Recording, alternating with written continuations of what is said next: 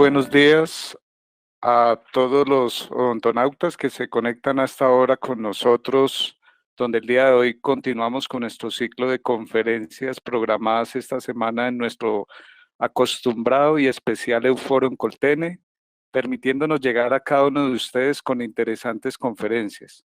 Hoy tenemos el placer de presentarles al doctor Martín Vargas, quien se encuentra actualmente en la ciudad de Lima y que considero, además de un excelente profesional, un excelente ser humano. El doctor Vargas es cirujano dentista de la Universidad Peruana Cayetano de Heredia, con doctorado en estomatología de la UPCH, con especialidad en endodoncia de la UNINGA, Bauru, Brasil, y presidente de la Sociedad Latinoamericana de Endodoncia. El título de su conferencia es Diagnóstico y atención de la emergencia endodóntica en época de pandemia, donde estamos seguros que será de interés de cada uno de ustedes. Bienvenidos nuevamente a todos y le damos paso al doctor Martín Vargas para el inicio de su conferencia. Adelante, doctor. El curso que he planificado en la disertación de hoy tiene que ver con las emergencias, el diagnóstico de la especialidad que me apasiona, la endodoncia. Soy profesor desde que salí de las aulas del pregrado. Ya tengo más de 25 años en la docencia. Primero me forjé como cirujano dentista en la maestría y en el posgrado y dicté en la Universidad Cayetano Heredia, que es mi alma mater. Luego estuve muchos años en la Universidad Científica del Sur y acabo de terminar la coordinación de la especialidad de endodoncia en la Universidad Garcilaso de la Vega. Estas fotografías que ven ustedes es en un homenaje y honra a los profesores que me acompañaron en esta última etapa, y como recordatorio de todos aquellos con los que tuve el honor de participar como docente en las casas de estudios en las que enseñé. Actualmente dirijo la Sociedad de Endodoncia de Latinoamérica, una institución que fue fundada en Campiñas, Brasil, en el estado de Sao Paulo, en noviembre 4 del 2011. Esta asociación alberga a 18 países filiales de la Sociedad de Endodoncia de Latinoamérica, desde el sur, Chile y Argentina, hasta el norte, México y Dominicana. Son más de 5.000 miembros las que la albergan. Realizamos un congreso anual. Este año tocaba Costa Rica. Por las razones que comentamos al inicio de la disertación, fue postergado este congreso anual. Al año realizamos más de 10 congresos en todas las filiales. A la Asociación Argentina de Endodoncia, el COSAE de este año, que fue postergado también por la pandemia que vivimos. Múltiples congresos este año han sido postergados hasta el año siguiente. Brasil aún mantiene su congreso activo, que es para octubre de este año. Hay más de 60 eventos científicos anexos en todos los países filiales de la Asociación Endodoncia de Latinoamérica. El propósito de esta asociación es de difusión y promoción de las actividades mismas, pero cuyo fin supremo es el apoyo comunitario. Hay dos proyectos, uno en Perú y otro en Brasil. El de Brasil es el de mayor hegemonía y piensa proyectarse a toda Latinoamérica. El que lidera este proyecto es el profesor Manuel Eduardo de Lima Machado, miembro honorario y fundador de nuestra asociación. Está abierta a todas las participaciones que puedan desear en el mundo para poder desarrollar esta proyección social de nuestra especialidad de endodoncia. Este es el mapa de las actividades académicas programadas para este año en toda Latinoamérica. Muchas fueron postergadas y muchas actividades se van a realizar de manera interactiva también a través de los medios sociales. Bueno, empecemos por el tema que nos convoca ahora. Emergencias, endodoncia en épocas de pandemia. Estas imágenes son los tejidos pulpar y periapical en el espacio que nos toca trabajar a los endodoncistas. Ambas imágenes histológicas pueden ser parecidas, tanto en su etapa aguda como en su etapa crónica. En la etapa aguda, un proceso inflamatorio con extravasación sanguínea, y en su etapa crónica, un infiltrado inflamatorio. En la pulpa dental, que es la imagen que ustedes ven a la izquierda, las características histológicas agudas, al ser parecidas al periápice, son también parecidas cuando son crónicas, como ocurre aquí en el periápice. Sin embargo, la expresión clínica difiere, porque hay un tejido que circunda la estructura dental que alberga la pulpa, que no hace posible que la expresión clínica de la inflamación sea semejante. Vamos a explicar un poquito más esto.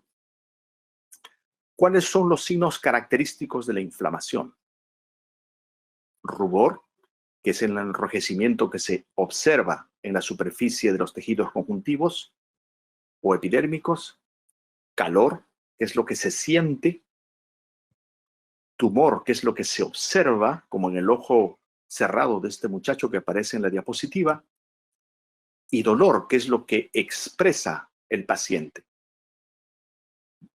de manera espontánea o de manera provocada. Incapacidad temporal, como ocurre en la vista de la diapositiva, que ha perdido la visión momentánea, y que ocurre en la estructura dental cuando el paciente se aqueja de no poder masticar o no poder tomar bebidas frías o bebidas calientes.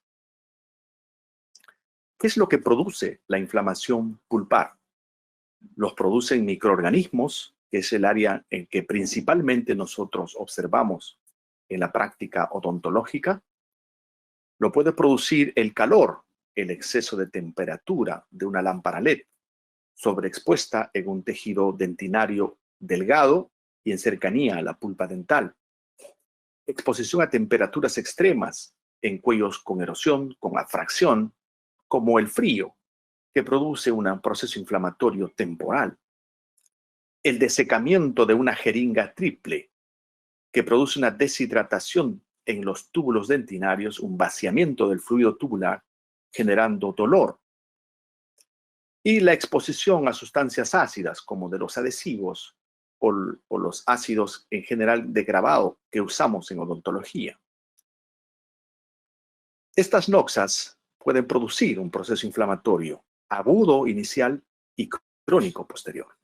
Estas son las imágenes cedidas cortésmente por el profesor Carlos Espinosa, en las que se puede observar en una vista de hematoxilina y eosina, una pulpa de tejido normal y una pulpa con proceso inflamatorio, es decir, extravasación sanguínea.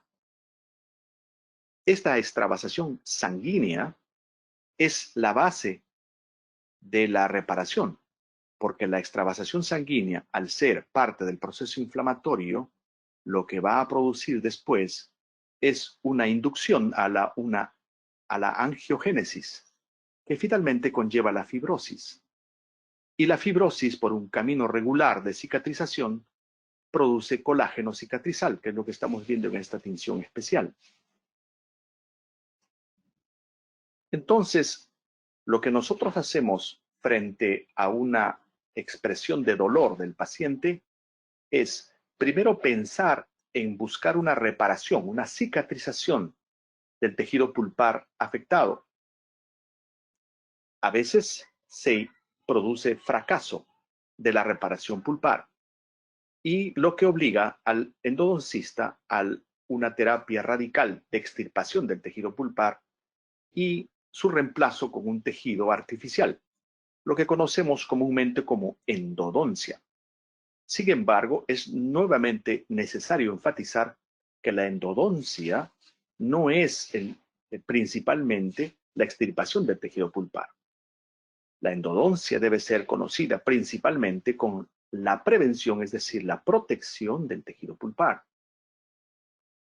Otra forma en la que podemos fracasar cuando hacemos terapia pulpar preventiva es producir esclerosis.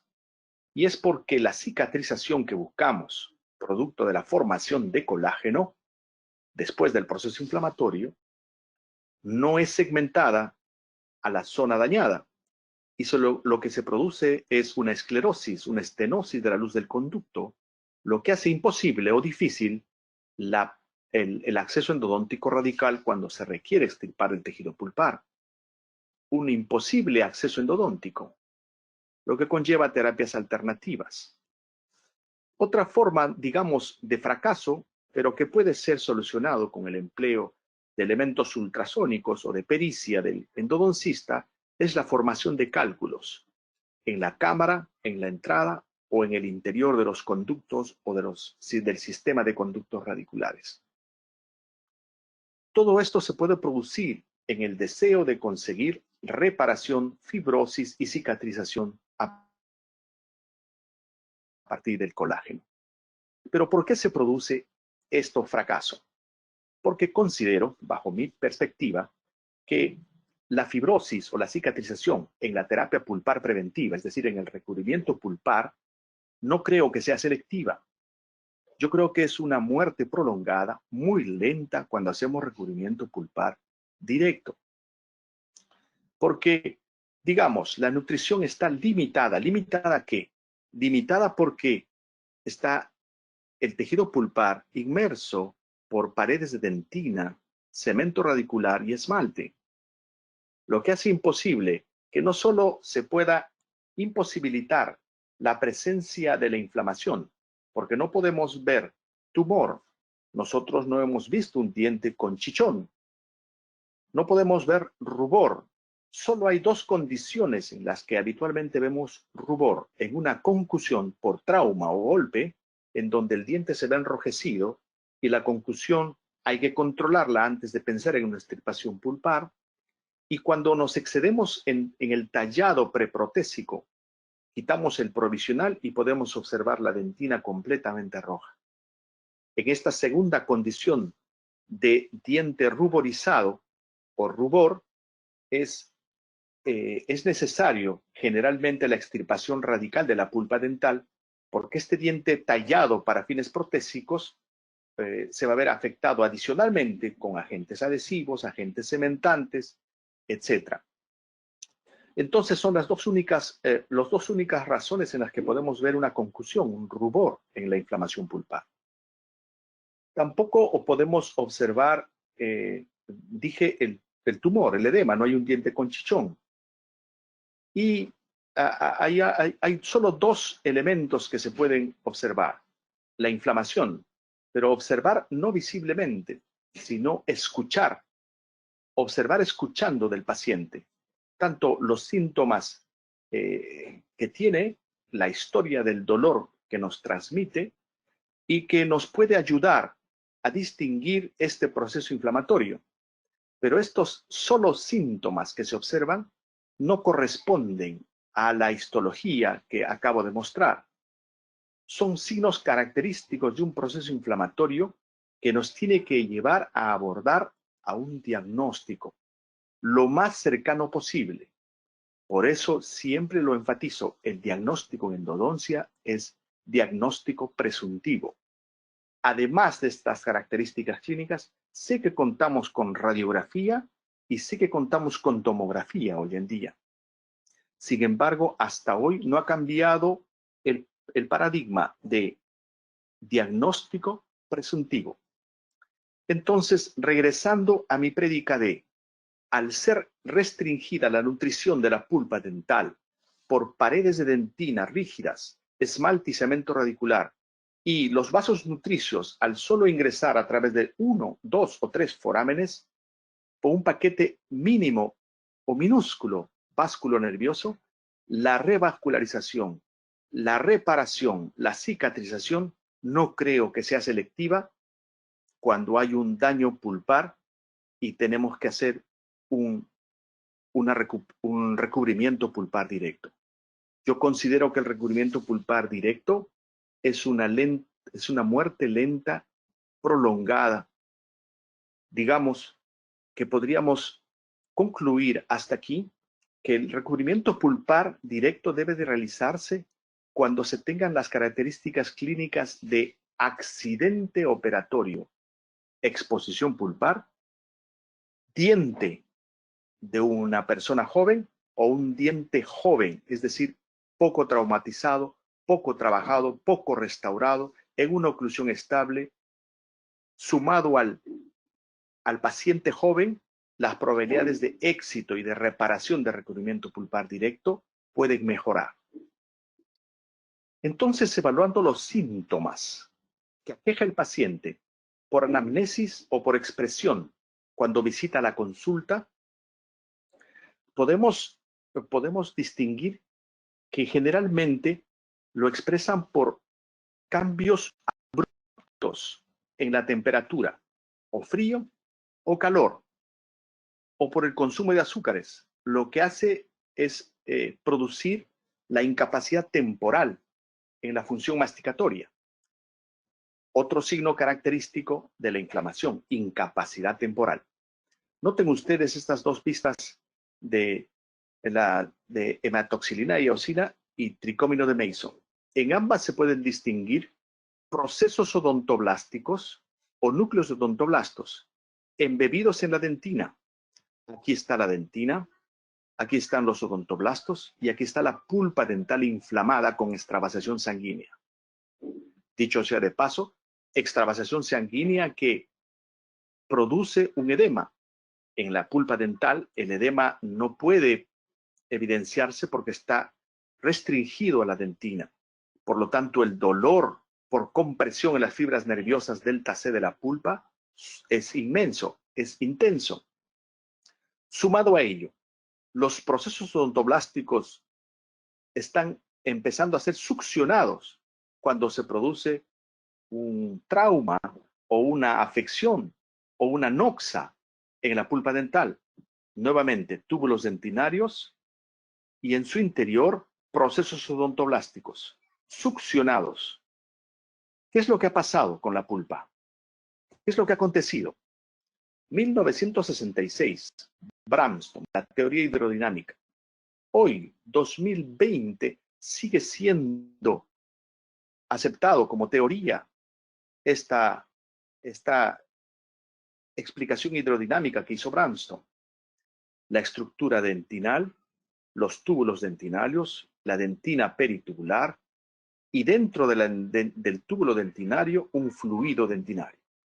Esta es la imagen de recreación y esta es la gráfica, nuevamente, túbulos dentinarios, odontoblastos, fibras nerviosas en contacto con los odontoblastos, fibras nerviosas en contacto con los odontoblastos y túbulos dentinarios expuestos en una erosión, en una fracción, en una caries o cavidad de caries. Sea cual fuera la razón de la noxa que produce la inflamación, tiene como explicación lo siguiente. Hay un cambio de osmolaridad cuando hay azúcares de por medio o ácidos de por medio. Hay un vaciamiento del fluido del túbulo dentinario cuando hay una exposición a calor. Cuando hay un desecamiento, por ejemplo, con la jeringa triple, hay un desecamiento del túbulo dentinario, hay un vaciamiento del túbulo dentinario. Entonces hay un movimiento de fluidos que se produce en el interior del túbulo dentinario, perdiendo líquido este. Y al perder líquido, el proceso odontoblástico se ve traccionado. Y cuando hay tracción del proceso odontoblástico, que está en interacción con las fibras nerviosas terminales, se tracciona también las fibras nerviosas. Entonces se suma el dolor de compresión por extravasación sanguínea a la tracción de las fibras nerviosas terminales, produciendo el dolor. Esta teoría de hidrodinámica de Bramston hasta hoy sigue siendo aceptada. Nosotros no podemos exponer al paciente o a calor o a frío en extremo o azúcares para evaluar el diagnóstico o evaluar el proceso inflamatorio. La oximetría de pulso hoy en día está intentando ser propuesta para el diagnóstico de la, no digamos vitalidad, sino de la sensibilidad pulpar. Nuevamente es importante recordar que no hay una comunión entre la histología y la clínica. Sin embargo, hay una deducción lógica de los síntomas que tenemos en clínica a lo que se produce en histología. La oximetría de pulso mide la cantidad de oxígeno que está transcurriendo en sangre, pero también mide las pulsaciones por minuto. Cuando hay una extravasación de sangre, esto aumenta. Y el oxígeno en sangre disminuye. Entonces, lo que se quiere observar es que la cantidad de oxígeno que se observa en la pulpa dental al ser disminuida está indicando o una muerte o un proceso de muerte de la pulpa dental. Sin embargo, hasta hoy todos los prototipos se han quedado estancados solo en investigación. Para la estructura dental todavía no se ha podido establecer un prototipo ideal de poder generar un correcto diagnóstico de la sensibilidad pulpar. Mientras esperemos esta oximetría de pulso para la estructura dental, que tiene una alta sensibilidad y una alta especificidad, tenemos por ahora, también con un rango importante de más del 90% de sensibilidad y más del 90% de especificidad, al cloruro de etilo, el refrigerante, que nosotros lo podemos adquirir muy económicamente. Nosotros exponemos el refrigerante, y yo siempre sugiero el refrigerante a menos 25 o menos 50 grados, a una bolilla de algodón. Después de un aislamiento relativo de la estructura dental en prueba, exponemos la bolilla de algodón con el refrigerante sobre la estructura sana primero, para evitar la sugestión del paciente. Porque el paciente está expuesto siempre a estrés y a ansiedad cuando visita la consulta dental, más aún en épocas de emergencia y en épocas de pandemia. Entonces, exponemos el spray criógeno en la bolilla de algodón, y la bolilla de algodón la ponemos sobre la superficie de un esmalte sano. Puede ser una pieza antagonista, puede ser una pieza analógica en el lado opuesto, o puede ser un diente vecino. Entonces conversamos con el paciente y le decimos que nos exprese cuando siente frío, no cuando sienta dolor. Nuevamente enfatizo en evitar la sugestión. Si el paciente dice que siente el frío, entonces vamos a empezar a contar mentalmente los segundos. Esto no es matemática, esto es deducción. Cuando nuestro conteo sobrepasa los 10 segundos y no hay respuesta, ya estamos pensando en una pulpa que está alterada, dañada y posiblemente en camino a la necrosis o en necrosis. No es matemática, enfatizo. Cuando nuestro conteo es menor que 10 segundos antes que exprese síntomas el paciente, quiere decir que estamos hablando de una pulpa que puede salvarse. Esta apreciación subjetiva del dolor del paciente es un indicio clínico para sugerir si hay un proceso de reversión de la inflamación o un proceso irreversible de la inflamación. Esto se debe sumar, evidentemente, a los síntomas que expresa el paciente cuando visita la consulta, a la historia del dolor, a la apreciación clínica de tejidos duros y de tejidos blandos. Cuando digo tejidos duros es observar la cavidad, no con un explorador, sino solamente con un espejo. Luego viene la toma de exámenes auxiliares, radiográficos o tomográficos, para poder concluir en un diagnóstico presuntivo. Entonces, la barrera del conteo mental hasta 10 es un conteo subjetivo de algo que puede estar ocurriendo. Estamos deduciendo un proceso inflamatorio. Cuando la reacción del paciente es abrupta, menor a 10 segundos, entonces el paciente está expresando una pulpitis aguda. Levanta la mano y dice, uy, siento el frío y me molesta. Quitan inmediatamente el spray, ponen el dedito de ustedes que está a 37 grados, le dan calor al diente, el paciente se recupera. Si ha sido aguda la reacción del paciente, y el paciente pasado los 10 segundos de conteo mental nuestro, sigue todavía expresando, me molesta un poco, está latiendo un poco, todavía siento el dolor y pasamos 12, 13, 14 segundos, señores, estamos hablando de posiblemente un proceso inflamatorio agudo, crónico y quizá irreversible.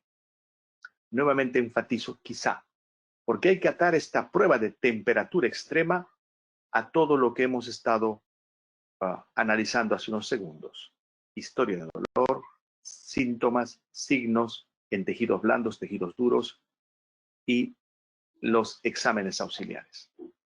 Entonces está claro, o responde muy lento o no responde nada, crónico irreversible o necrótico. Responde muy rápido y muy intenso, irreversible, posiblemente. Pero esto es lo que ocurre en la pulpa. Difiere a la expresión clínica de lo que ocurre en el periápice. Estas imágenes radiográficas son de tratamientos endodónticos previos que han fracasado por alguna razón. Ustedes pueden notar un instrumento roto, una sobreobturación y una falta de tratamiento de conducto regular. Y en todos los casos hay lesión periapical. La expresión del proceso inflamatorio en el periápice ya no solamente está diferenciado a lo de la pulpa con síntomas, con signos, sino que hay una expresión más de signos que obedecen a un edema, quizás a un tracto sinuoso o fístula, e incluso un absceso facial. Todos sabemos que la primera línea de defensa son neutrófilos, la segunda línea de defensa macrófagos, pero no siempre el incluir a los macrófagos en nuestro proceso de reparación periapical va a promover una cicatrización completa. En esta situación, a pesar de que el instrumento está dentro, aún después de la obturación, se ha producido cicatrización.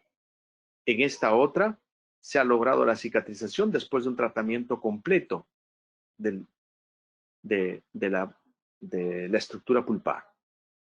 Y en esta otra situación, aún está en reversión, pero no se ha producido una cicatrización completa a pesar de la existencia de macrófagos que se llevan las sustancias inertes que puedan salir fuera del contexto de la endodoncia, que es el conducto dentinario. Aquí, la sobreobturación aún no ha producido cicatrización o reparación completa del tejido periapical. Pero en esta circunstancia, en este proceso inflamatorio periapical, se puede ya no solo observar el dolor que pueda expresar el paciente, la pérdida de capacidad temporal, no puede masticar, sino a veces se observa edema, absceso o tracto sinuoso. Felizmente, para el periápice, no solamente está en la evaluación de signos y síntomas, sino también la presencia no solo de radiografías, sino también de tomografía, para distinguir el origen y establecer un diagnóstico más preciso de lo que se está produciendo en el periápice. Entonces, en endodoncia tenemos dos lugares donde hay que hacer diagnóstico. Uno es la pulpa y otro es el periápice. No voy a explicar este resumen publicado que yo hice de una publicación del Journal of Endodontics en el año 2009, donde hace alusión al diagnóstico pulpar. Tampoco voy a explicar este otro cuadro, publicado también en el mismo volumen y el mismo número, sobre diagnóstico periapical. En épocas de pandemia, nuestro diagnóstico, lejos de ser académico, lejos de establecer protocolos para el especialista, debe ser claro para para abordar la emergencia. Nosotros tenemos una pulpa que no se salva, a la que vamos a hacerle una endodoncia radical o pulpectomía y en su lugar rellenar con un material artificial. Una necrosis que puede ser sintomática, asintomática, con o sin lesión. Simplemente hay necrosis. Hay complicaciones que tenemos que valorar si es que vamos a proceder a hacer una reintervención o un tratamiento primario de endodoncia, o vamos a encaminarnos a una cirugía de complemento o posiblemente a una exodoncia.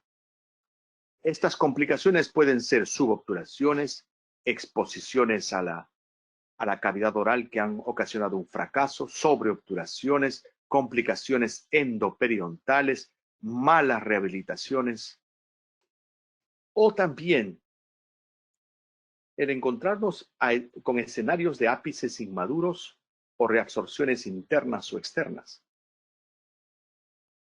El diagnóstico en esta época tiene que ser muy claro, porque tenemos que tomar decisiones, hacer tratamiento de endodoncia primario, hacer reintervención o hacer cirugía periapical o indicar exodoncia, pero siempre pensando, ojalá pueda ser terapia preventiva, recubrimiento pulpar.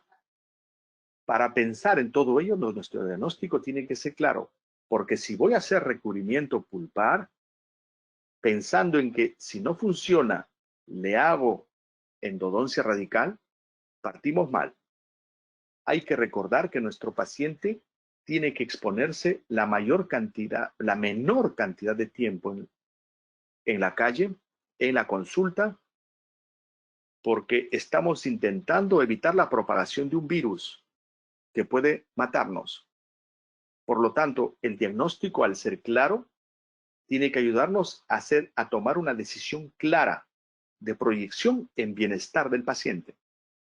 Las complicaciones en el diagnóstico clínico durante la pandemia también alberga al absceso facial o al edema facial. Porque hay que tener muy claro el protocolo de intervención primaria o reintervención o cirugía cuando hay este cuadro infeccioso con el que puede correr riesgo de vida nuestro paciente, no solo del virus, sino en este caso de bacterias, porque pueden producirnos la angina de Ludwig, que es algo que a nosotros no nos gusta y con lo que podemos lidiar con la muerte de nuestro paciente.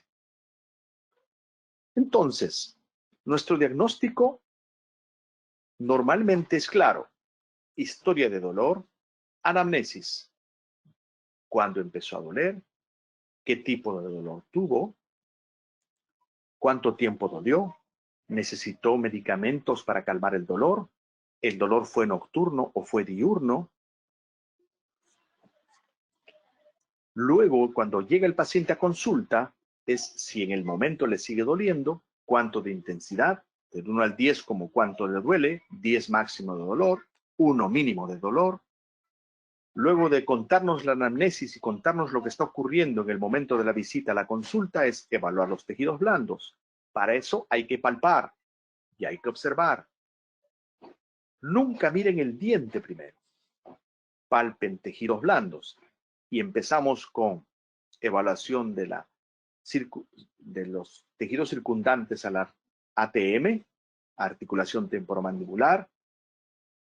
Bordeamos el mentón, observamos ganglios, observamos fascie, luego ingresamos a la boca, observamos encía libre, observamos encía adherida, palpamos encía adherida, palpamos encía libre y observamos fondo de surco, vestibular, lingual o palatino. Luego de observar y palpar, luego observamos recién los tejidos duros. Ya hemos observado con la mano ATM, con la mano maxilar superior, maxilar inferior, y con los ojos observamos los dientes. Es el momento de coger un explorador, es el momento de coger una sonda periodontal y evaluar bolsas periodontales. Es algo que habitualmente no hacemos los endodoncistas y ahí una llamada de atención, evaluar el periodonto para luego pensar en un examen auxiliar radiográfico tomográfico. Comúnmente y erróneamente, los endodoncistas hacemos una evaluación radiográfica y tomográfica incluso antes que la evaluación clínica. Ojo y mucho cuidado con ello. Una vez que hemos descartado anamnesis, el examen clínico y los exámenes auxiliares, podemos establecer un diagnóstico, lo enfatizo, presuntivo. Muy bien. ¿Qué es lo que ocurre en pandemia? Ahora vamos a graficar y para esto me permiten hacer un ejemplo. Esta es una paciente que llega a consulta hace muchos años con un edema facial en la hemicara derecha, como pueden ustedes observar. Se quejó de dolor durante 3 o 4 días y el edema ha ido en evolución rápida durante esos 3 días. Hace 2 meses me cuenta que su dentista de cabecera le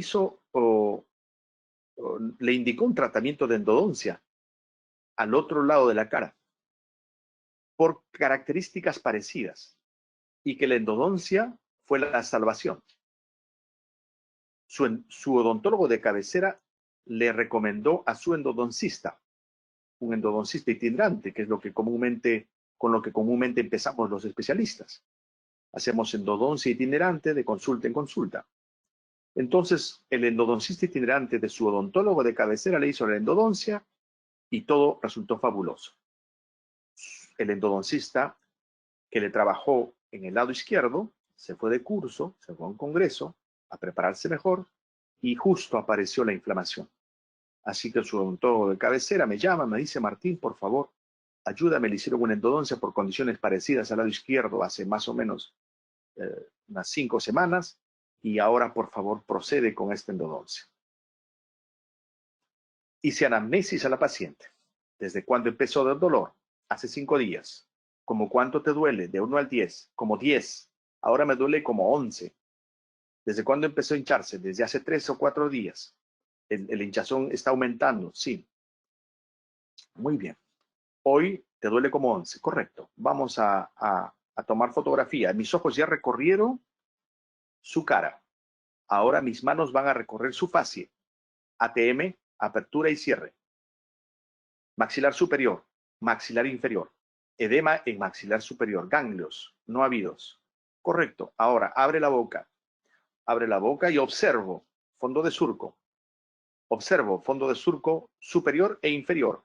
Observo que hay terceros molares que no han erupcionado.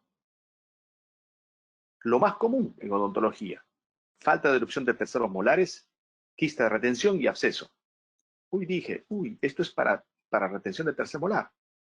Observé encía libre. Cogí sonda periodontal. No hay bolsas periodontales. Solo hay placa blanda, pero no indica un proceso inflamatorio tan severo. Observé encía adherida. No hay fístula, no hay tracto sinuoso. Hay un edema, pero no en encía adherida. El edema es en fondo de surco. Palpo fondo de surco y el paciente me saca la mano y me dice: me duele, Martín. Me duele como 11, recuerda. Ok, está muy bien. Ahora déjame observar estructuras óseas y tejido duro.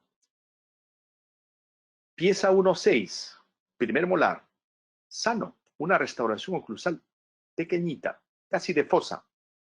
1.7, exactamente igual. Vamos a observar la radiografía panorámica. Vino con la radiografía panorámica del odontólogo que lo remitió. Aquí está efectivamente la endodoncia que le hicieron hace poco tiempo, no más de 2 meses, con un cuadro parecido. Miren la tercera molar.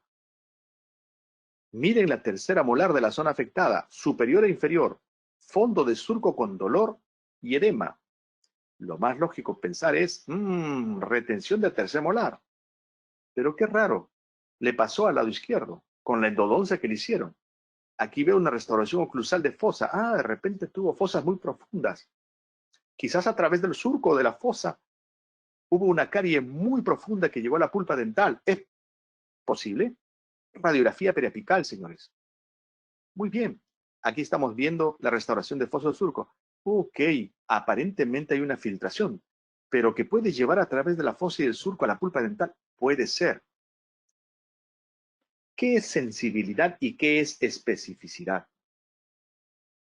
En la radiografía la sensibilidad no es buena, es muy baja, menor a 8.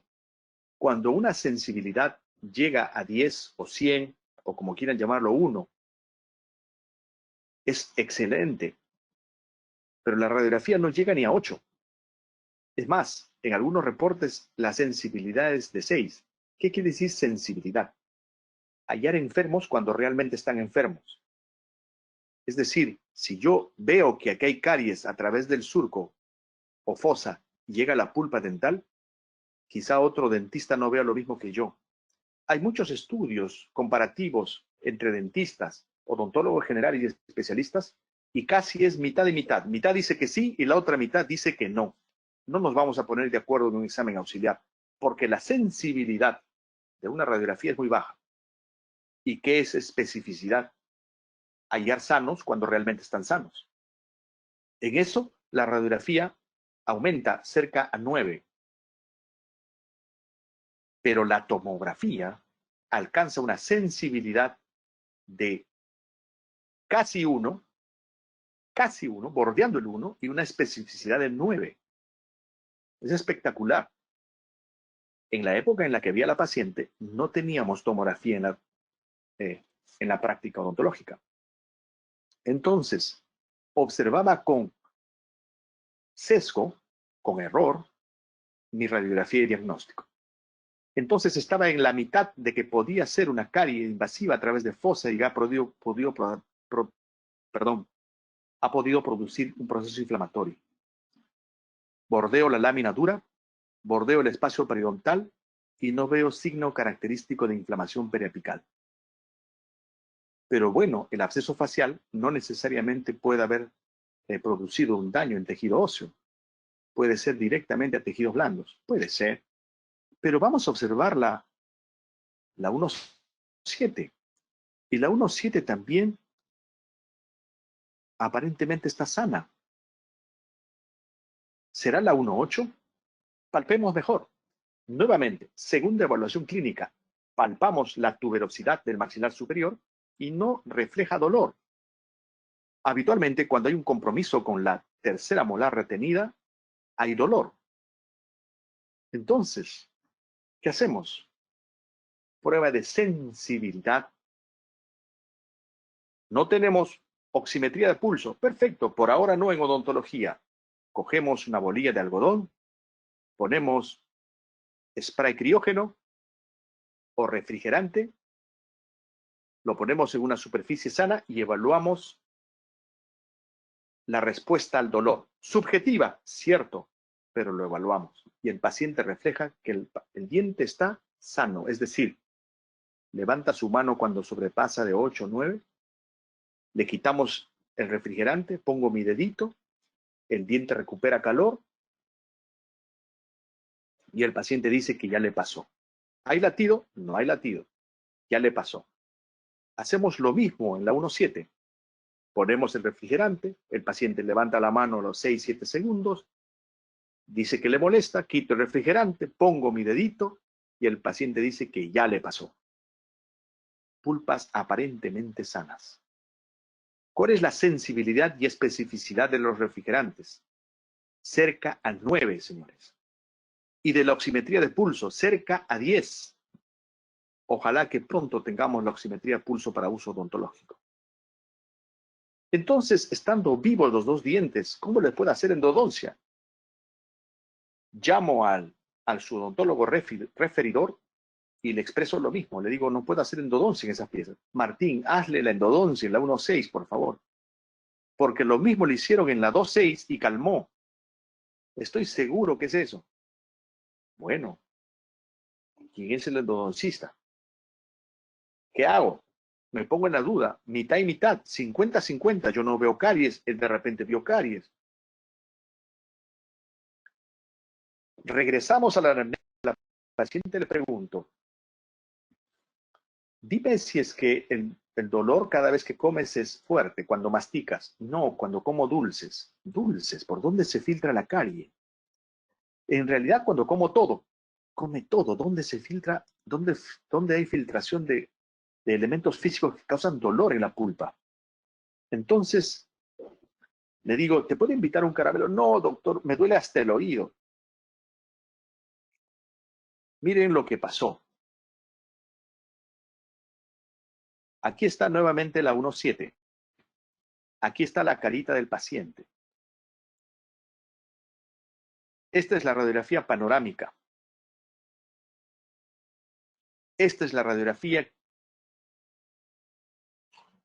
panorámica, pero con una sustancia de contraste, inyectada a través del conducto de Steno.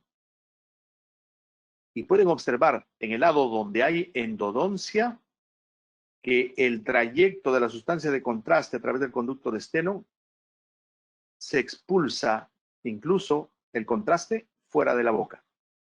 Y en el lado afectado solo se detiene aquí. Lo gráfico solo se detiene ahí. Retrocedo y solo se detiene ahí. ¿Qué quiere decir que hay en la hemicara del paciente? Un edema facial por obstrucción de glándulas salivales. No tenía nada que ver con endodoncia. Y entonces le iba a hacer la endodoncia a la 1.6 y posiblemente le calme el dolor y la inflamación. ¿Por qué? Porque al manipular con clamps, con todo el procedimiento de casi 2 horas de tratamiento, iba a ordeñar y posiblemente iba a expulsar el moco o cálculo que hay en las vías salivales. ¿Y qué es lo que yo sospecho y supongo que ha ocurrido en la 2.6? Mi tristeza fue basta porque no pude cobrar por una endodoncia. Solo derivé para el radiólogo que hiciera una evaluación de sustancia de contraste. Hoy en día, al contar con tomografía, no necesitamos evaluar con sustancia de contraste. Una tomografía nos podría ayudar muchísimo porque la inyección de sustancia de contraste a través de los conductos o de las glándulas mismas es un procedimiento dolorosísimo que no se lo desea a nadie. Hoy en día la tomografía nos puede ayudar mucho en el diagnóstico diferencial. Señores, se hizo posiblemente endodoncia sin necesitarlo, con un equivocado diagnóstico. Esta es la radiografía antero-posterior. Se puede observar la obstrucción en el lado derecho y la salida de incluso saliva en la cavidad oral, en el lado izquierdo. Con la misma sustancia de contraste, cuando se presionó mucho más fuerte, el moco salió, la paciente casi de inmediato calmó del dolor y a los pocos minutos el edema completamente bajó, sin necesidad de una endodoncia. ¿Qué es lo que tenemos que hacer ahora, en épocas de pandemia, para la situación de emergencia? Esto yo publiqué en las redes, ahora que está muy de moda y muy, no solo de moda, muy necesario para estos confinamientos que tenemos todos casi en Latinoamérica, o para ya iniciar el diagnóstico antes de que el paciente visite a nuestra consulta. Recuerden que no podemos conversar a 1 metro de distancia. Con mis pacientes trato de establecer un diálogo mayor a una distancia de metro. Es muy difícil, entonces nuestro diagnóstico empieza en casa. Perdón. Miren lo que publiqué. Se le hará una encuesta discreta sobre su estado de salud. Si ha tenido fiebre en las 3 últimas semanas. Si se ha quejado de dolor de cabeza. Si ha tenido algún resfrío o un proceso respiratorio. se ha tenido dificultades para respirar en estas últimas 3 semanas. Se ha tenido contacto con algún paciente enfermo con un proceso respiratorio o un paciente enfermo con COVID-19. Luego de haber absuelto las preguntas, el paciente debe ya reservar la cita con un depósito a cuenta de consulta, porque hay un tiempo que se le va a destinar y exclusivo para la evaluación y concreción de tratamiento. Luego vamos a hablar de la bioseguridad. ¿Y qué se le recomienda al paciente? Que venga solo, que no porte muchas cosas, que dicho sea de paso, ya el glamour se abandonó, que venga con los dientes bien cepillados. Está prohibido de cepillarse los dientes en nuestra consulta. No podemos estar expuestos a más virus.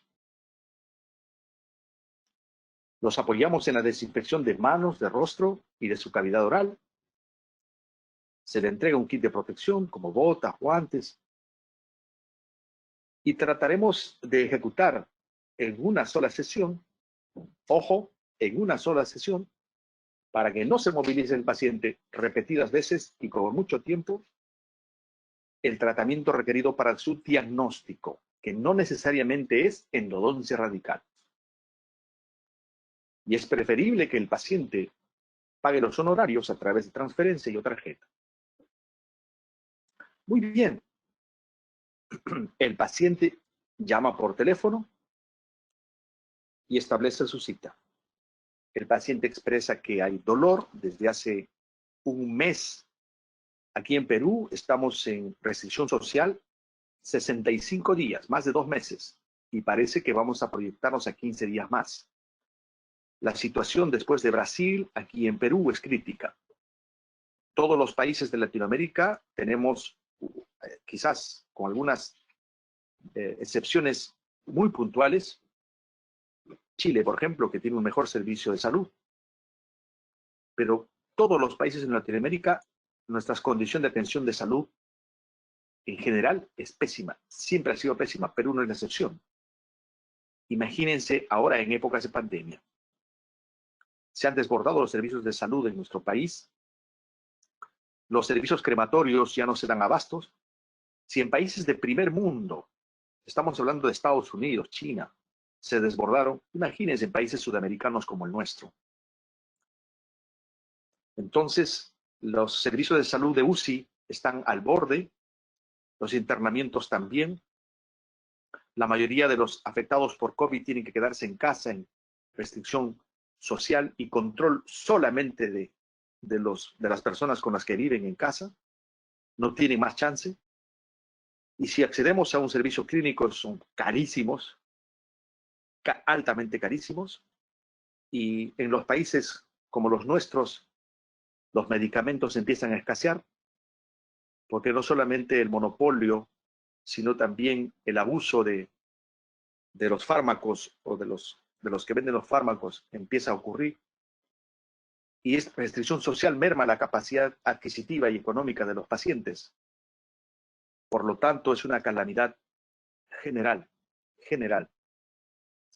El paciente llama y dice que hace 2 meses, más o menos, empezó un dolor al frío, al calor.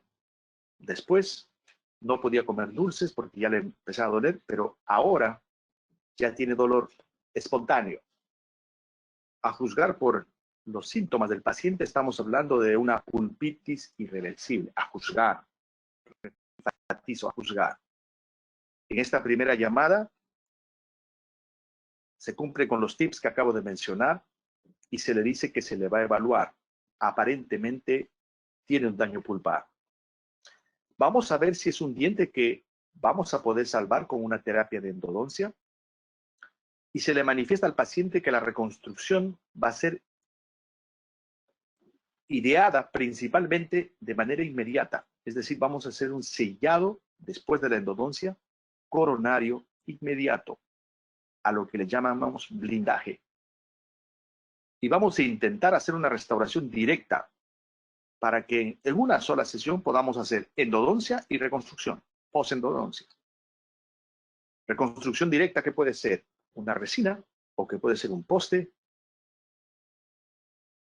Y si requiere de una corona, posiblemente podamos trabajar el provisorio. Si hay CAD/CAM, inmediatamente podamos establecer la corona.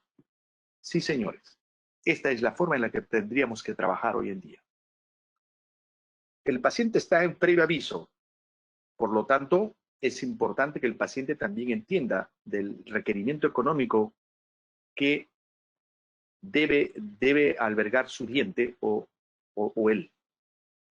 Entonces, el paciente acepta la cita, lo vamos a evaluar, el paciente abona su consulta, vía transferencia o depósito. Entonces, llega el paciente a consulta, se le mide la temperatura, a pesar que el paciente aparentemente no tiene riesgo, porque si ha tenido alguna complicación de fiebre, etcétera, si ha dado negativo alguna de las respuestas que inicialmente hicimos, hay que postergar su cita 15 días más. Hay que medicarlo sistémicamente y postergar su cita 15 días más.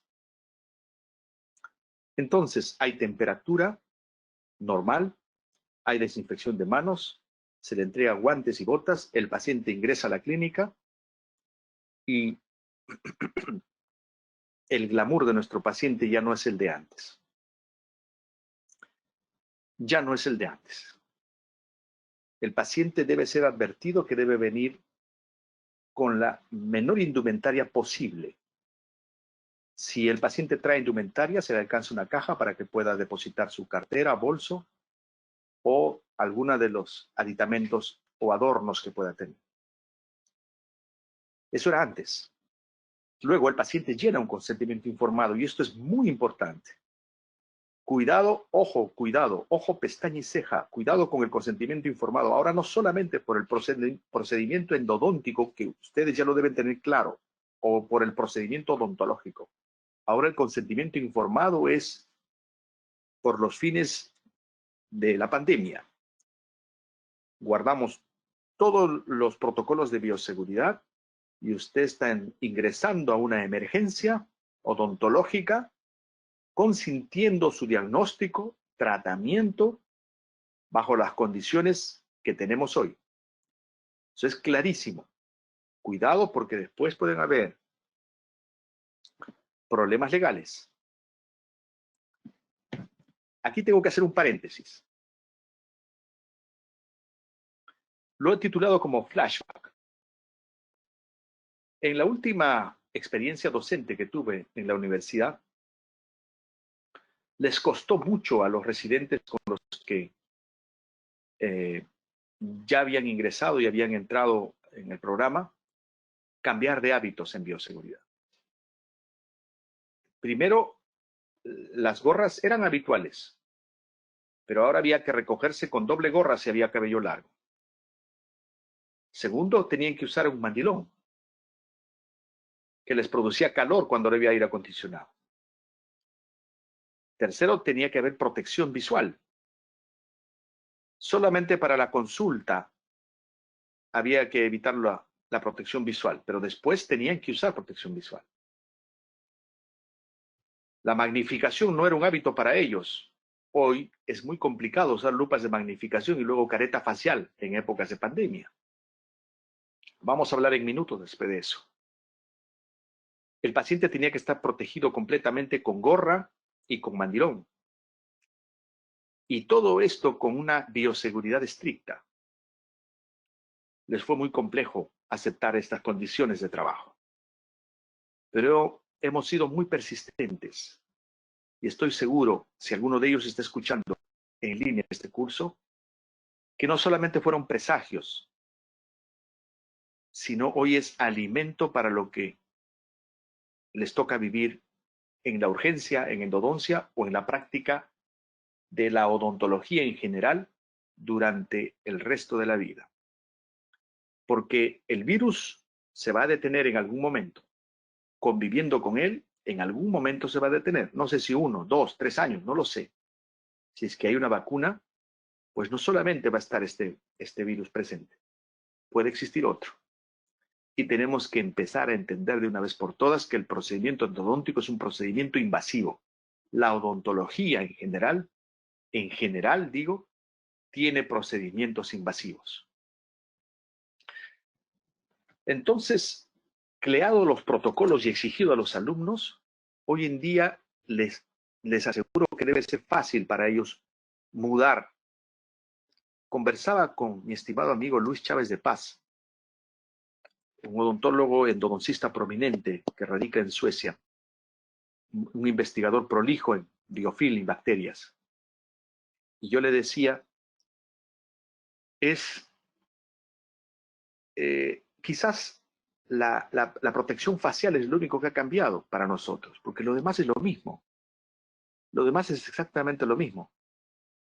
Yo recuerdo haber empezado mi práctica clínica en pregrado en la época en que salió el HIV, el virus del SIDA. Mis profesores, algunos de ellos, no usaban guantes cuando yo los observaba en el primer año de facultad. Algunos sí y algunos no. Eran estrictos en cirugía, pero en prótesis, en operatorio dental, se lavaban muy bien las manos, usaban su mascarilla y a trabajar. Así aprendí, quizás con 3, 4 pacientes, y apareció la noticia del actor estadounidense en el que se le tipificaba por su homosexualidad a la producción de un virus, al HIV. Nos asustamos toditos que era altamente contagioso. La clínica paró una semana, se revisaron protocolos. Cayetano Heredia exigió que de hoy en adelante todos, estudiantes, asistentes, profesores, todos usaban guantes. Todos usamos lentes de protección. Fue así que nací, con los conceptos claros de bioseguridad. Miren, hoy convivimos con el HIV. Hoy convivimos con el HIV. Tenemos que empezar a convivir con este virus. Menos letal hasta hoy que el HIV. Hasta hoy. Pero la velocidad de contagio es tan fuerte y tan intensa que desborda nuestros servicios de salud, cosa que no ocurrió con el HIV. Y entonces se producen calamidades no solamente desde el sistema de salud o de atención pública, sino también económicas, que es lo que más golpea a la humanidad.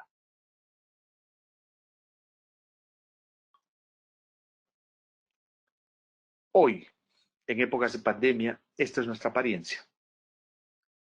Quizá nuestros selfies ya no son tan cercanos. Nuestro distanciamiento social y nuestra protección facial y todo lo que tenemos que cuidar en bioseguridad.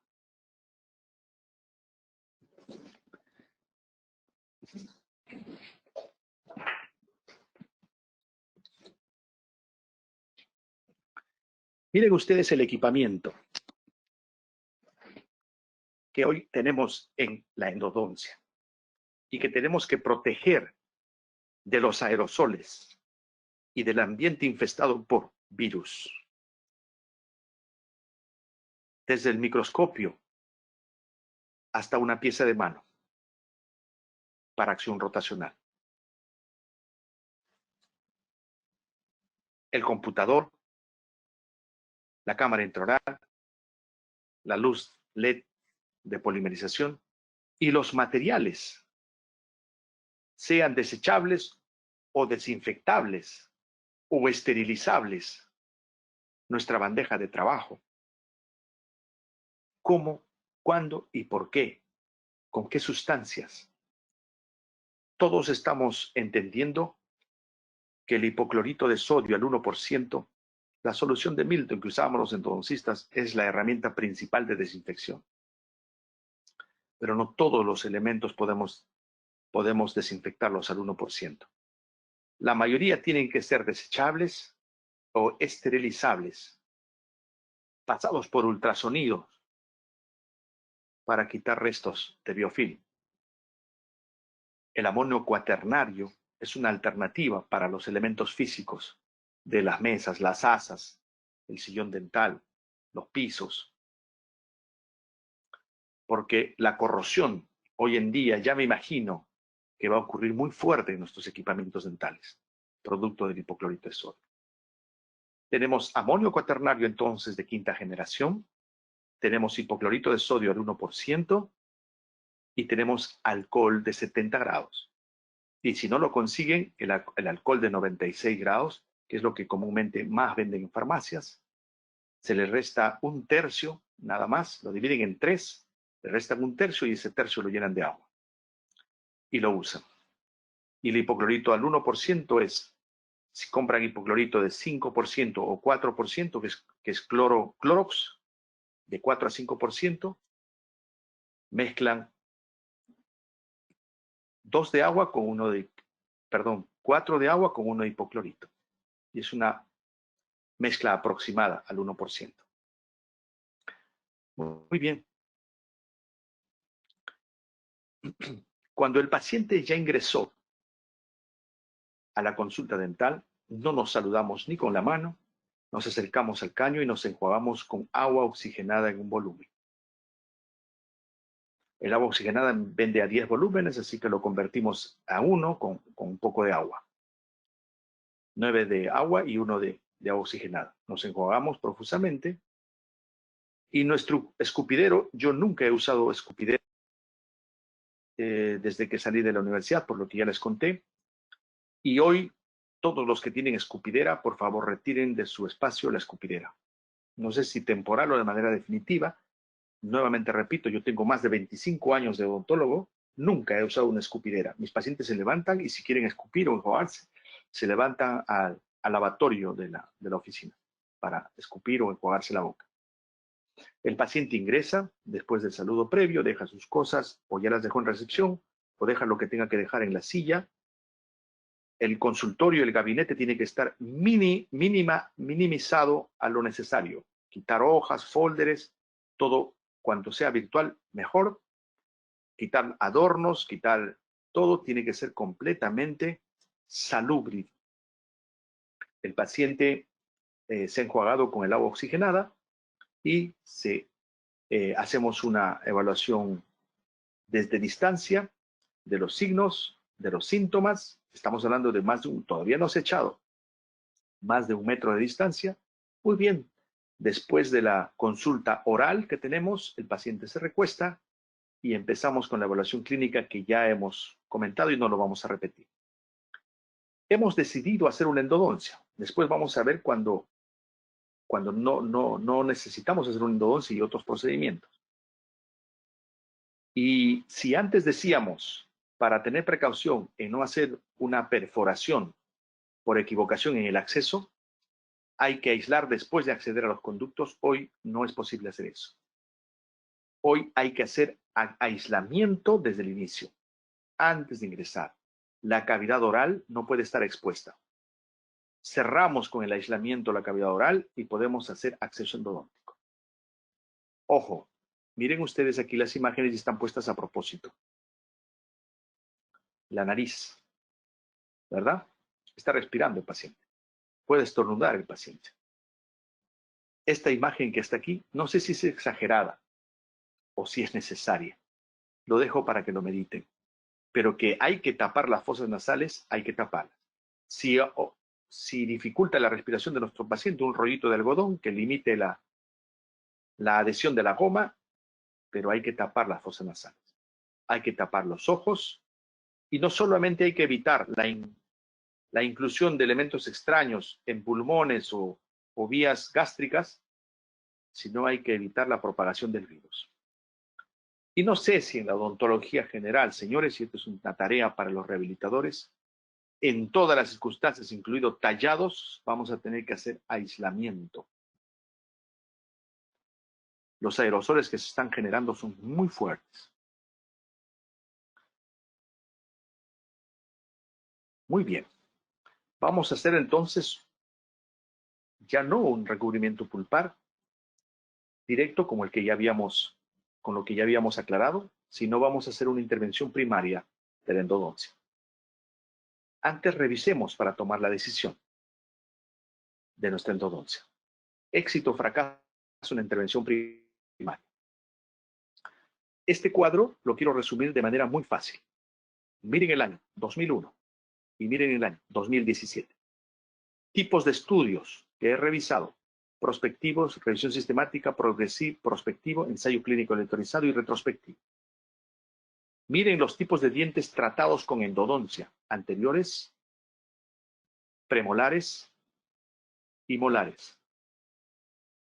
¿Cuál es la conclusión? Que no hay diferencia significativa cuando hacemos tratamiento endodóntico respecto a anatomía. Es decir, el éxito es muy semejante cuando hacemos un diente endodoncia en un diente anterior que un molar. Hay diferencia numérica, cierto, pero sin diferencia estadística. En cuanto a vital o necrótico, no hay diferencia estadística. Hay numérica, pero no estadística. Y la ciencia se basa en estadística. Señores, van a tener el mismo tipo de éxito al hacer un anterior que un posterior. Van a tener el mismo tipo de éxito al hacer un vital o un necrótico. Y enfatizo, aquí no estoy hablando de el estándar que tenemos los endodoncistas, que fue publicado en el Journal del 2009 sobre diagnóstico pulpar y periapical. Estoy hablando de manera resumida de lo que hemos comentado hace unos minutos. Pulpa que se salva o pulpa que no se salva, ya está. El diagnóstico es el mismo. No hay necesidad de hacer una diferencia académica ahora, menos ahora que necesitamos ser prácticos en épocas de pandemia. Los criterios de signos o síntomas para evaluar el éxito no han cambiado. Ausencia de inflamación, ausencia de edema, ausencia de fístula, son los mismos. Radiográficamente también son los mismos. Resolución de la lesión, apareció la laminadura, o sea, son exactamente los mismos. El tiempo de control es exactamente el mismo. Menor a 6 meses, tiempo insuficiente. Mayor a 2 años, solo el 5% de los casos evaluados después de 2 años tienen cambios. Por lo tanto, estadísticamente no es necesario. A los 2 años ya podemos tener datos relevantes. Los cambios no son significativos después de 2 años. Entonces, los éxitos radiográficos son los mismos. 6 meses de control a 2 años para evaluar el éxito. Y en la tomografía, todavía no se ha establecido un criterio, pero se manejan los mismos estándares, 6 meses a 2 años. Hoy, con la imagenología digital, quizás esos 6 meses se pueden reducir a una percepción clínica, una percepción en consulta de tiempo menor. 4 meses puede ser un tiempo de evaluación prudencial, pero desde el punto de vista científico todavía no se ha aceptado ello. 6 meses a 2 años. Solo para recordar lo que ya dije hace unos minutos. La sensibilidad de la radiografía es casi mitad-mitad. Es decir, me equivoco yo en la mitad de los diagnósticos de patologías en radiografías. Me equivoco yo en el diagnóstico de las patologías en la mitad de mis radiografías. Y miren la sensibilidad en una tomografía. Cercana al 9, cercana a la unidad, cercana a la perfección. Para evaluar si un diente realmente está malo, una pulpa realmente está, un diente realmente está bueno, una pulpa realmente está buena, saludable, la especificidad aumenta en la radiografía. Y en la tomografía se mantiene la especificidad. Ok, entonces hay que hacer más diagnóstico tomográfico. Sí, es cierto. En épocas de pandemia, ¿cómo está ese tema de tomografía? No sé en los países de ustedes, pero aquí tenemos buenas promociones de tomografía. Y en épocas de pandemia, antes que incluso vengan a la consulta, se les puede derivar al centro tomográfico, les hacen la tomografía y vía virtual ya nos enviaron la tomografía y ya llegó a nuestro computador la tomografía con las radiografías de regalo. Entonces el paciente ya llega y tenemos ya un avance de la evaluación de exámenes auxiliares. Un avance, pero que no determina. Hay que hacer evaluación clínica antes. Este artículo de Toramirichet es muy importante, me parece muy interesante. Es un trabajo transversal, ¿cierto? Publicado en el 2017. Cuidado con sobreestimar la necesidad de reintervenciones o retratamientos por la presencia de aparentes lesiones en la tomografía que no se ven en la radiografía. Porque estas imágenes en las tomografías pueden ser imágenes cicatrizales y no necesariamente patológicas. Cuidado con el exceso de tratamientos por reintervenciones o retratamientos en endodoncia. Por lo tanto, lo que manda hasta hoy, sea tomográfico o radiográfico, es el silencio clínico. Cuando hay silencio clínico, podemos nosotros mantener en control al diente. Es decir, cuando no hay dolor, no hay edema, no hay absceso, no hay tracto sinuoso, podemos mantener en control.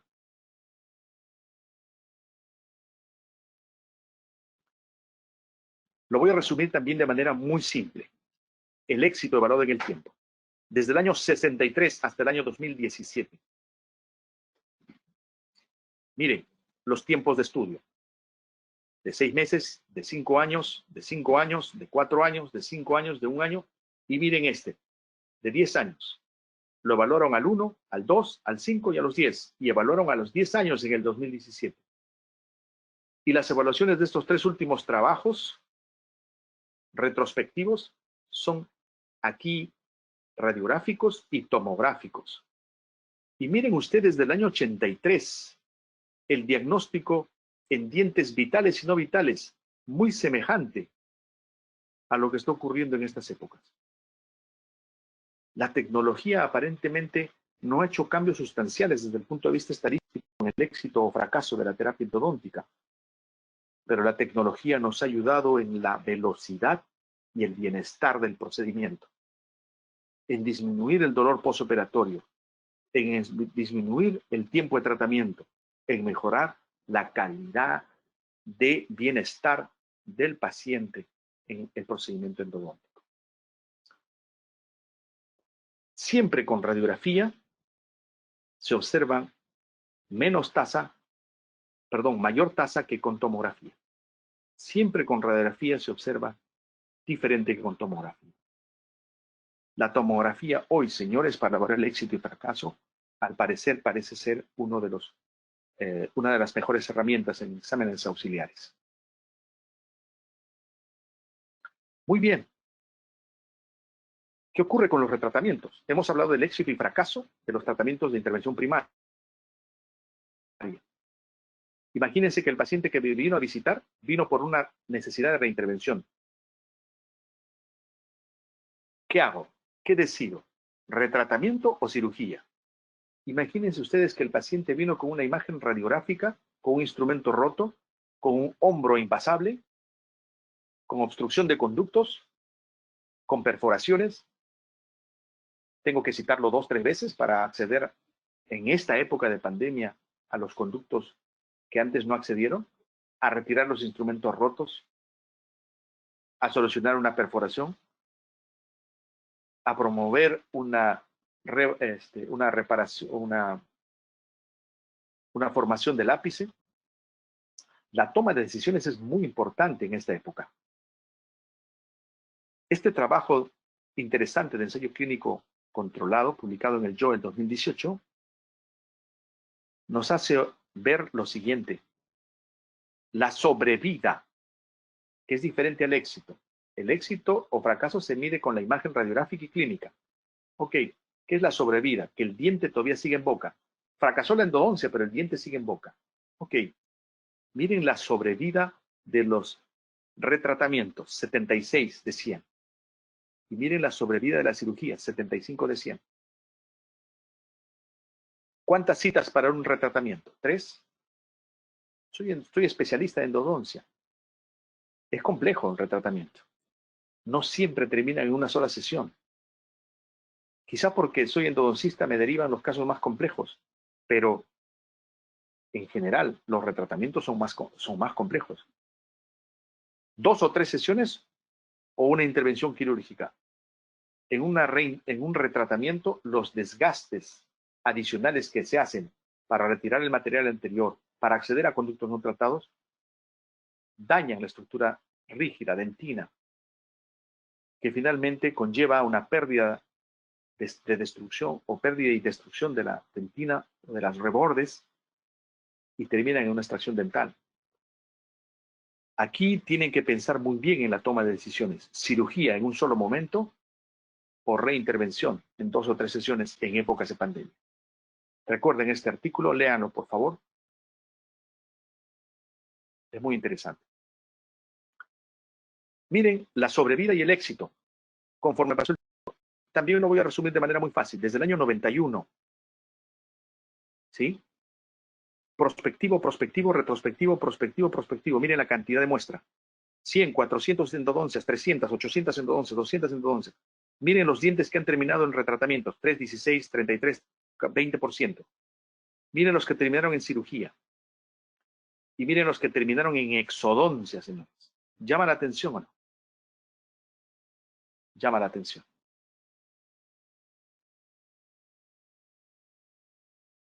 Ahora, artículos más actuales. 2016, 2016, 2017, 2017, 2018. Igual, retrospectivos, prospectivos. Miren el tamaño de muestra. Mucho más importante. El tiempo de evaluación a 6 años y a 10 años de distancia. Solamente concentrémonos en este último. A 10 años de distancia, la cantidad de muestra. Miren la sobrevida de los dientes con endodoncia hechos por especialistas. La tasa disminuye a 10 años a 87, es decir, de cada 10 endodoncias, 9 funcionan a 10 años. ¿Funcionarán a 15? ¿Funcionarán a 20? En una tasa importante. Miren al año, de 100, 100. Miren a los 3 años. Miren a los 6 años, que es la mayoría de estudios retrospectivos, que es lo que normalmente entendemos en la odontología general. Las endodoncias hechas por especialistas funcionan de cada 10, 9, a 6 años de distancia. A 10 años de distancia, pero a 15. Y mira, la selección de fracasos por odontólogos generales. ¿Serán las mismas?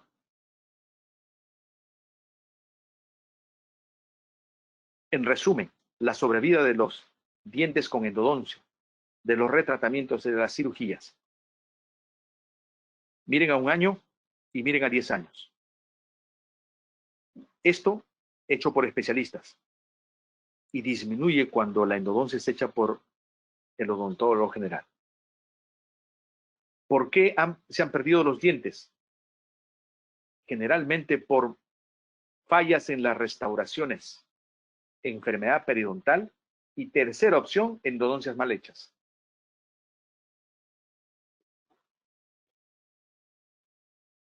Por lo tanto, también se concluye de esta revisión de muchos años que al parecer la restauración coronaria es un factor de protección de la endodoncia. Primero en el sellado y hermetismo coronario, segundo en la función masticatoria.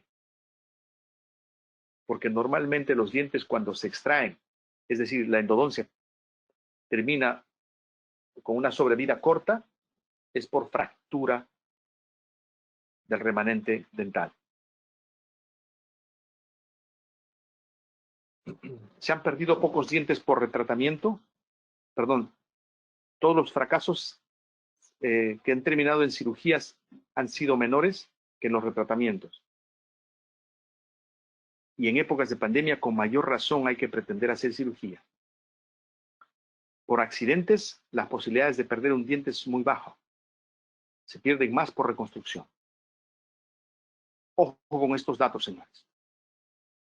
En resumen, en endodoncia, en épocas de pandemia, ¿qué tenemos que hacer? Endodoncia primaria procede. Reintervención procede. Cirugía procede. Y aquí tenemos que ponernos a pensar, ¿cirugía o reintervención? Reintervención de 3 sesiones, lo pienso demasiado. Quisiera no hacerlo. Prefiero cirugía.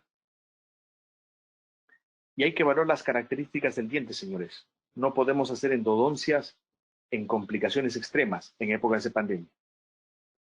No importa el tipo de diente, anterior, premolar o posterior. No importa la anatomía del diente. Vamos a tener la misma cantidad de éxito. Hay que evaluar tejido de soporte. Es decir, evaluación periodontal, evaluación de la función masticatoria, proyección de la restauración para ponerlo en función. ¿Y una sola sesión? Sí, una sola sesión. Epa, y la medicación, tranquilo, déjame argumentarlo. En esta condición de edema facial, no puedo hacer endodoncia en una sola sesión, no lo puedo hacer.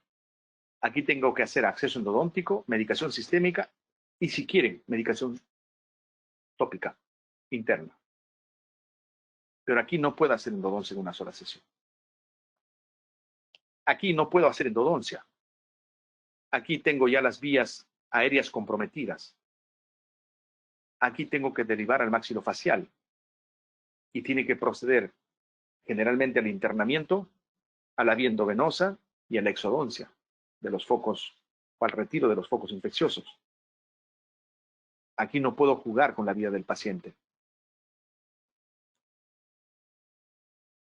Miren este cuadro resumen de la endodoncia en una sola sesión versus 2 sesiones, con medicación. Y lo que usamos la mayoría de nosotros en endodoncia es hidróxido de calcio.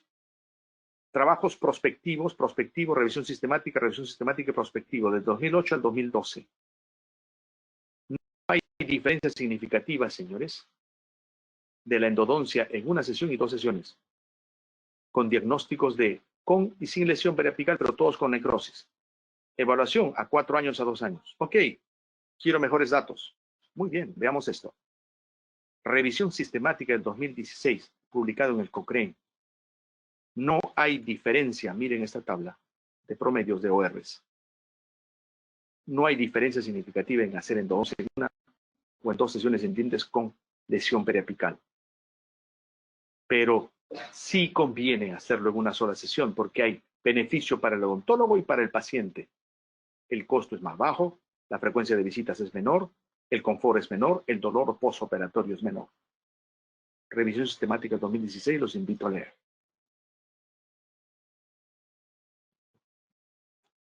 Y seguirán existiendo muchos ensayos clínicos conforme al devenir del tiempo, de endodoncia en una versus de endodoncia en múltiples sesiones.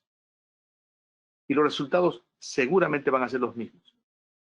Sesgados o no los ensayos clínicos, aquí usaron diferentes selladores.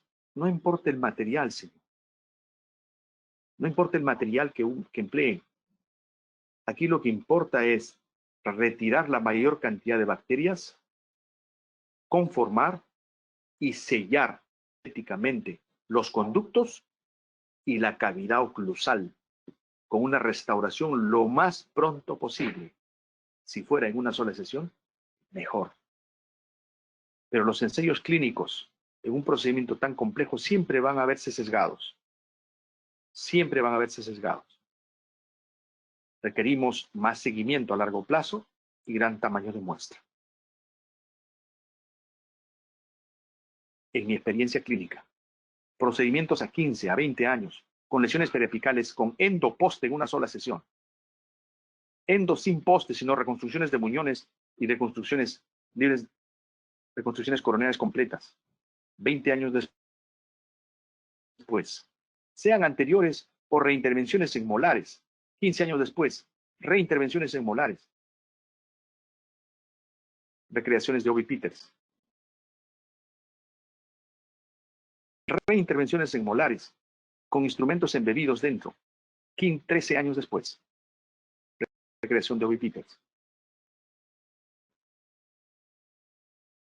¿Cuál es el tip para hacer procedimientos de endodoncia en una sola sesión en épocas de pandemia y en épocas de emergencia? Cuando hemos tomado la decisión de hacer la endodoncia y no extraer el diente o no someterlo a cirugía periapical.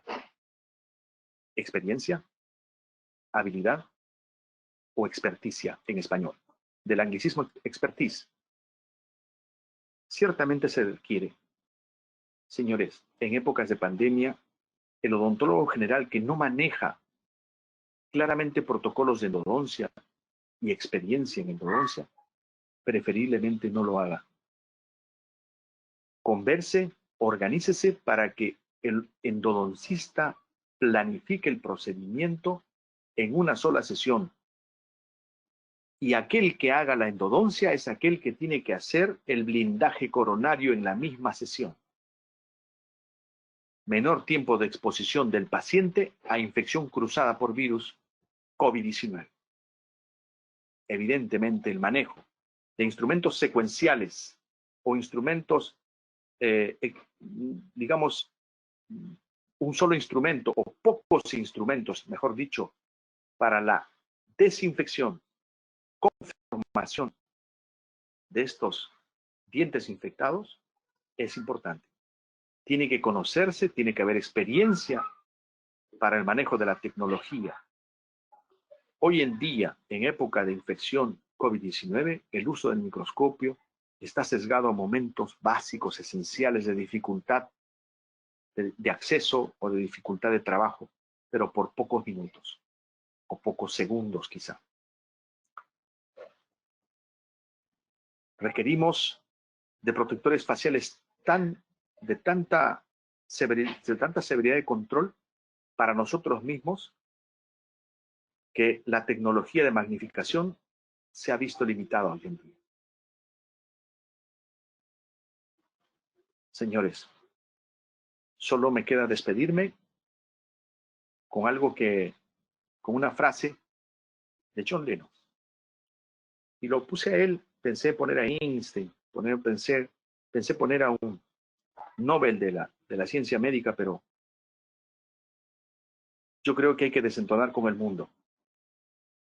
Y más aún hoy, en épocas de pandemia.